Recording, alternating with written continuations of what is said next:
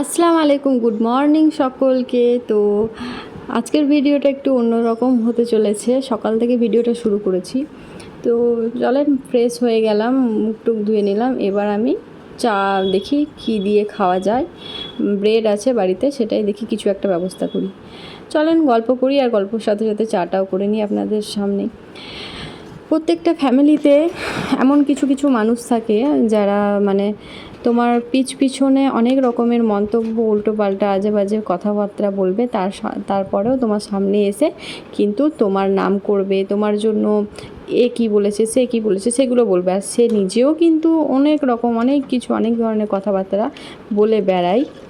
একটা কথা মাথায় রাখবে, যে লোকের সমালোচনা তোমার সামনে করছে, সে কিন্তু তোমার সমালোচনাও লোকের সামনে লোকের কাছে গিয়ে করে, বুঝলে?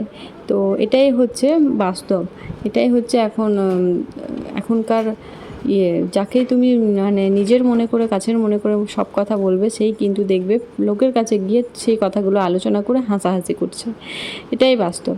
তো চাটা হয়ে গিয়েছে, চাটা খেয়ে নিই। গল্প করতে করতে তোমাদের সাথে আজকে অনেক গল্প আছে, অনেক কথা আছে। আর এই ভিডিওটা একটু অন্যরকম হতে চলেছে। এরকম ধরনের ভিডিও আমি বড় ভিডিও করি না আর কি এভাবে।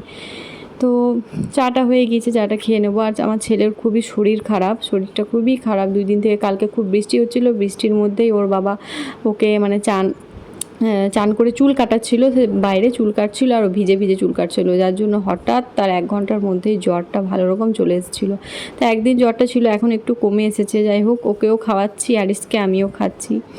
তো আরও অনেক কিছু বলা ছিল, যেমন একটা মেয়ে কিন্তু একটা ভালো স্ত্রী, একটা ভালো মেয়ে, একটা ভালো বউ, তারপর একটা ভালো বোন, ভালো ননদ, ভালো বৌদি, সব কিছুই কিন্তু একসাথে হতে পারে না। হয়তো হতে পারে যে হ্যাঁ, সে একটা ভালো বোন হলো, দেখা যাবে যে সে আবার তার বৌদির চোখে খারাপ, তার বৌদির চোখে খারাপ, সে একটা ভালো ননদ হতে পারলো না।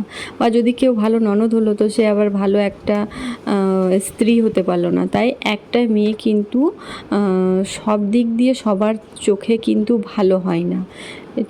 এটাই বলা ছিল, সব দিক দিয়ে কিন্তু ভালো হয় না। তুমি কোনো দিক দিয়ে ভালো হতে গেলে কোনো দিক দিয়ে তোমাকে খারাপ হতে হবে।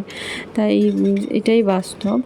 আর এখনকার সময় দেখবে কিছু কিছু পরিবারে এমন একজন মানুষ থাকবেই যে তোমার কিন্তু ভালো চাইবে না, কখনো ভালো চায় না, কিন্তু তোমাকে এমন একটা ভাব দেখাবে যে সে তোমার থেকে ভালো, তার থেকে ভালো আর তোমার ভালো সে ছাড়া আর কেউই চায় না, এমন একটা ভাব দেখাবে। সে তোমাকে বলবে হ্যাঁ আমি চাই তুই সুখে থাক, ভালো থাক, এটা ওপর কিন্তু ভেতর সে কিন্তু জ্বলে যে তোমার উন্নতি দেখে, বা তুমি ভালো আছো, সুখে আছো, ভালো খাচ্ছো, ভালো পড়ছো, ভালো ভালো জায়গায় ঘুরতে যাচ্ছো, এগুলো দেখে সে ভেতর জ্বলছে। কিন্তু ওপরে একটা ফিল দেখাবে, ওপর দেখাবে যে না, আমি তোর খুবই ভালো চাই, এগুলো দেখে খুব খুশি আছি, সুখে আছি, কিন্তু মোটেও না। এরকম প্রত্যেকটা পরিবারে একটা করে মানুষ থাকে, যেটা আমারও পরিবারের মধ্যে আছে। খুবই কাছের মানুষ, তাকে আমি চোখ বন্ধ করে বিশ্বাস করতাম, কিন্তু এখন তার আসল রূপটা জেনে গেছি। তাই তার সাথে কথা বলা দূরের কথা, তার দিকে তাকিয়েও দেখতে ইচ্ছা হয় না। এই বিস্কুটগুলো ভরে নিচ্ছি আরিসের জন্য। এখন কি হয়েছে না, ও দুধ খেতেই চাইছে না একদম। তাই আমি কি করি, প্রত্যেকটা ফ্লেভারের বিস্কুট আনিয়ে রেখে দিই, সেগুলো 2টো করে দুধের সাথে মিক্স করে দিই। চকলেট ফ্লেভারে হলে অরিও বিস্কুট দুধের সাথে মিক্স করে দিই, তখন চকলেট ফ্লেভার হয়ে যায়। অরেঞ্জ বিস্কুট দুধের সাথে মিক্স করে গুলে দিই, তখন সেটা অরেঞ্জ ফ্লেভার হয়ে যায়, তখন কিন্তু খুব ইজিলি ও খেয়ে নেয়। আর এই কপি আলুর তরকারিটা গা মাখা করব আমি, খুব ঝোল রাখি না, মাখো করে নিয়েছি, হয়ে গিয়েছে। দেখতে পাচ্ছেন কিচেনের অবস্থা, এটা আমাকে খুব জলদি ক্লিন করতে হবে রান্নাবান্না সেরে নিয়ে, কারণ তোমাদের দাদাভাই চলে আসবে, এসে খেয়ে দিয়ে ও আবার বেরিয়ে পড়বে। কি অবস্থা, একা ঘরে থাকলে পরে যা হয়, একা ঘরে এত কিছু করলে। তাই ঝটপট বাসনগুলো ধুয়ে নিচ্ছি। আর যদি আপনাদের মধ্যে কেউ আমার চ্যানেলের নতুন হয়ে থাকেন, তো কোনো কারণবশত যদি ভিডিওটা একটু হলেও ভালো লেগে থাকে, তো প্লিজ চ্যানেলটি সাবস্ক্রাইব করে দেবেন। আর কি বলবো, কিছু বলার নেই, এটা বললাম একটু অন্য রকমের ভিডিও হবে।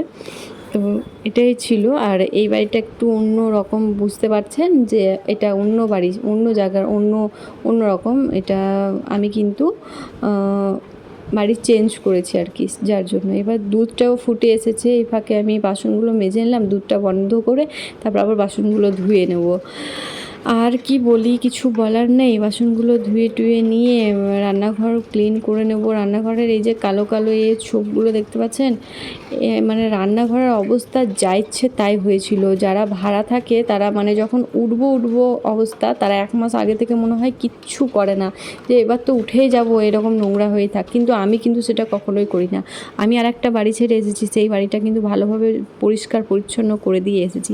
কিছু কিছু মানুষের মানে কি বলবো, চিন্তাধারা এতটাই বাজে হয় যে কি বলবো।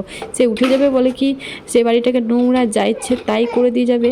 এরকম ধরনের মানুষদের আমার মানে এত বিরক্ত লাগে, এত রাগ লাগে, কি বলবো। আমার অবস্থা খারাপ হয়ে গিয়েছিলো এই রান্নাঘরটা পরিষ্কার করতে। এখনও অনেক পরিষ্কার করতে হবে।